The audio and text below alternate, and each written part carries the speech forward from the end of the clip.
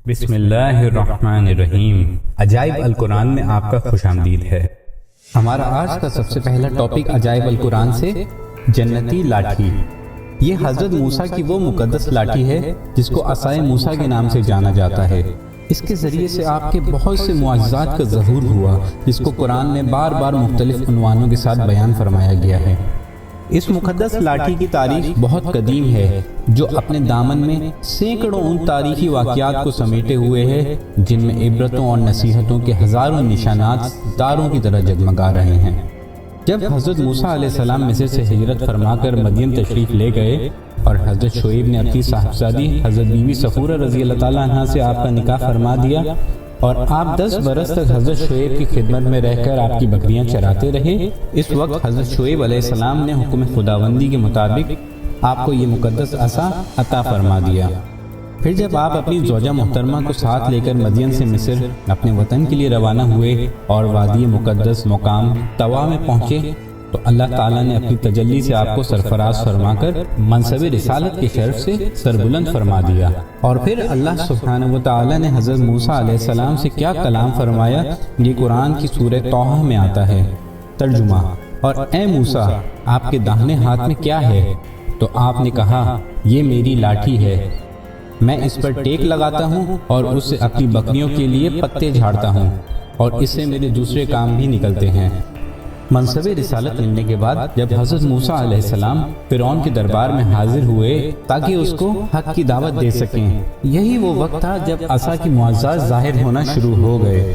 قرآن کریم میں 3 معجزات کا بار بار ذکر ہے جن میں سب سے پہلا ہے عصا کا اژدہا بن جانا۔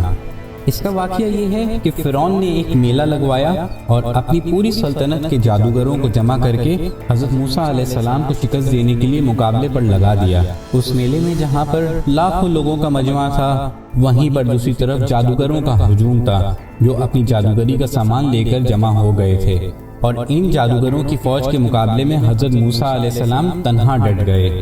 جادوگروں نے فرعون کی عزت کی قسم کھا کر اپنے جادو کی لاٹھی اور رسیوں کو پھینکا تو وہ ایک دم سانپ بن گئے اور پورے میدان میں ہر طرف پھنکار مار مار کر دوڑنے لگی، اور پورا مجمع خوف و ہراس میں بدحواس ہو کر ادھر ادھر بھاگنے لگا، اور فرعون اور اس کے تمام جادوگر اس کرتب کو دکھا کر اپنی فتح کے گھمنڈ اور غرور کے نشے میں بدمست ہو گئے اور جوش و شادمانی میں تالیاں بجا بجا کر اپنی مسرت کا اظہار کرنے لگے کہ اتنے میں حضرت موسیٰ علیہ السلام نے خدا کے حکم سے اپنی مقدس لاٹھی کو ان سانپوں کے ہجوم میں ڈال دیا، تو یہ لاٹھی ایک بہت بڑا اور نہایت ہیبتناک اژدہا بن کر جادو کے تمام سانپوں کو نگل گیا۔ یہ معجزہ دیکھ کر تمام جادوگر اپنی شکست کا اعتراف کرتے ہوئے سجدے میں گر پڑے اور بآواز بلند یہ اعلان کرنا شروع کر دیا کہ ہم سب حضرت ہارون اور حضرت موسیٰ علیہ السلام کے رب پر ایمان لائے۔ اللہ رب العزت نے اس واقعے کا ذکر قرآن کریم کی سورہ طٰہٰ میں کیا ہے۔ ترجمہ: جادوگروں نے کہا کہ اے موسیٰ، آپ اپنا عصا پہلے ڈالیں گے یا ہم پہلے ڈالنے والے بنیں؟ تو آپ نے فرمایا کہ بلکہ تم ڈالو۔ تو یکایک ان کی رسیاں اور لاٹھیاں اس کی نظر بندی سے حضرت موسیٰ علیہ السلام کے خیال میں ایسی معلوم ہونے لگی جیسے سانپ دوڑ رہے ہیں۔ تو حضرت موسیٰ علیہ السلام کے دل میں تھوڑا سا خوف ہوا، تو ہم نے فرمایا کہ تم ڈرو نہیں، تم ہی غالب رہو گے، اور تمہارے ہاتھ میں جو عصا ہے اس کو ڈال دو۔ تو ان لوگوں نے جو سوانگ بنایا ہے یہ عصا ان سب کو نگل جائے گا، اور جادوگر معجزات کے مقابلے میں جہاں بھی آئے کامیاب نہیں ہوتا۔